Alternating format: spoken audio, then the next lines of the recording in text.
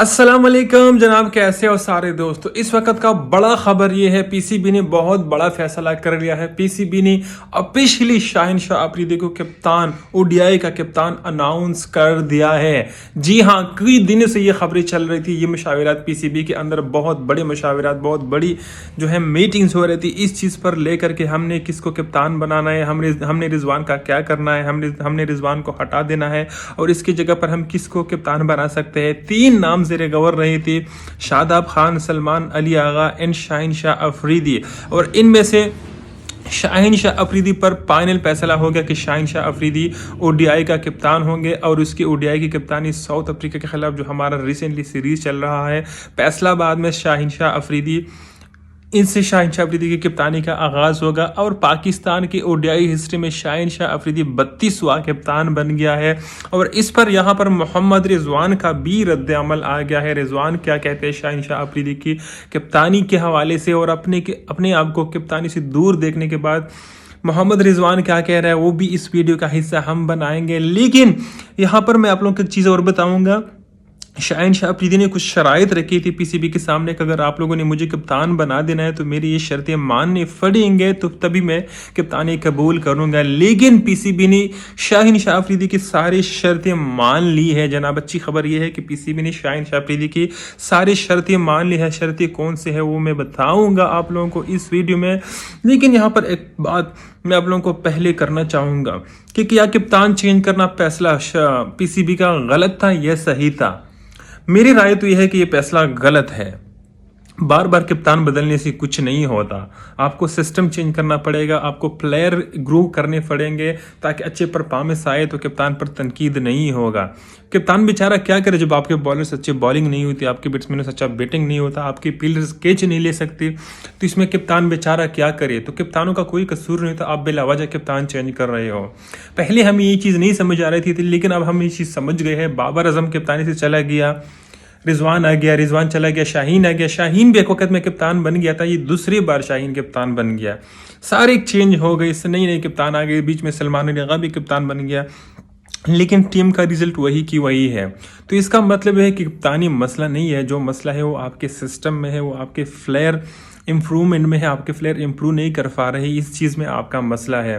तो इस चीज़ पर आपको काम करना होगा। बाकी देखो, मेरी शाहीन से कोई मसला नहीं है, शाहीन से कोई मेरी ज़ाती मसला नहीं है। शाहीन मुझे बहुत अच्छा लगता है, बहुत अच्छा फ्लेयर है ओडीआई का और T20 का, और अब तो रिसेंटली उसने टेस्ट में भी बहुत अच्छे परफॉर्मेंस दी है। लेकिन रिजवान भी बुरा फ्लेयर नहीं है और कप्तान भी बुरा नहीं था रिजवान। देखो जनाब, अगर यहाँ पर मैं रिजवान की कप्तानी की बात करूँ, रिजवान की कप्तानी बुरी नहीं थी। रिजवान की सिर्फ एक चीज़ में मसला था, बाकी रिजवान ने कप्तानी अच्छी की थी। हाँ, लास्ट कुछ सीरीज में रिजवान की कप्तानी नाकाम रही थी क्योंकि हम हार रहे थे। अगर हम स्टार्ट वाले दिनों की बात करें तो रिजवान ने पहले ऑस्ट्रेलिया के खिलाफ कप्तानी का आगाज़ कर दिया। फिर रिजवान ने ऑस्ट्रेलिया के अंदर हरा दिया, फिर इसने जिम्बाब्वे को हरा दिया, फिर साउथ अफ्रीका को हरा दिया। बैक टू बैक 3 सीरीज जीती रिजवान ने अपनी कप्तानी में। लेकिन इसके बाद फिर रिजवान की कप्तानी का बुरा दौर शुरू हो जाता है। हमारा एक सीरीज होता है tri nation series south Africa और न्यूजीलैंड के साथ। रिजवान की कप्तानी में पाकिस्तान के अंदर हम वो हार जाते हैं, ठीक है। इसके बाद हम न्यूजीलैंड से सीरीज़ हार जाते हैं, फिर वेस्ट इंडीज से सीरीज़ हार जाते हैं बुरी तरीके से, और बीच में एक इवेंट जो कि चैंपियन ट्रॉफी 2025 की थी वो भी हम हार जाते हैं बुरी तरीके से रिजवान की कप्तानी में।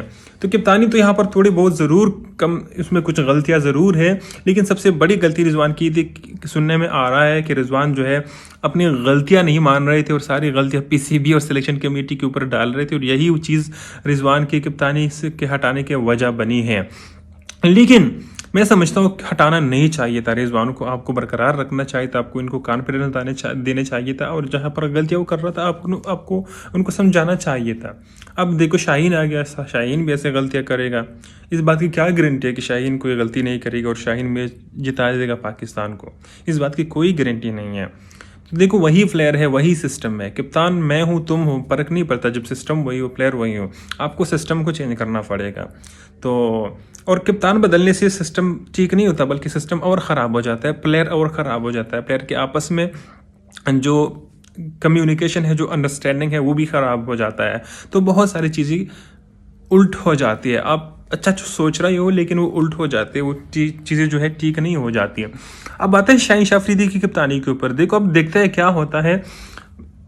जैसा कि मैंने आगे बता दिया शाहीन शाह अफरीदी के मैं ख़िलाफ़ नहीं हूँ, लेकिन शाहीन शाह अफरीदी के हक़ में भी मैं नहीं हूँ, इसलिए क्योंकि मैं नहीं चाहता था कि कप्तान चेंज हो जाए। मुझे रिजवान पसंद था एज अ ओडीआई कप्तान, वो ठीक है। और ऐसा नहीं रिजवान नहीं, कोई और भी कप्तान होता ना। सलमान अली अब रिसेंटली कप्तान बन गए, उसकी कप्तानी के ऊपर भी डाउट है, तो मैं वो भी नहीं चाहता कि वो चेंज हो जाए। तब्दीली ऐसा करो जिससे आपको फ़ायदा हो। कप्तान की तब्दीली से आपकी चीज़ें नहीं चेंज हो जाती है। आप प्लेयर के माइंड सेट चेंज करो, प्लेयर के परफॉर्मेंस चेंज हो जाएंगे, प्लेयर की फिजिकल और मेंटल परफॉर्मेंस ठीक हो जाएंगे, तो तभी हम जीत पाएंगे। और जीतने और हारने दोनों का क्रेडिट फिर कप्तान को ही जाता है। तो बाकी अब साउथ अफ्रीका और पाकिस्तान का टेस्ट मैच भी जारी है, इसका दूसरा दिन अभी शुरू होने वाला है।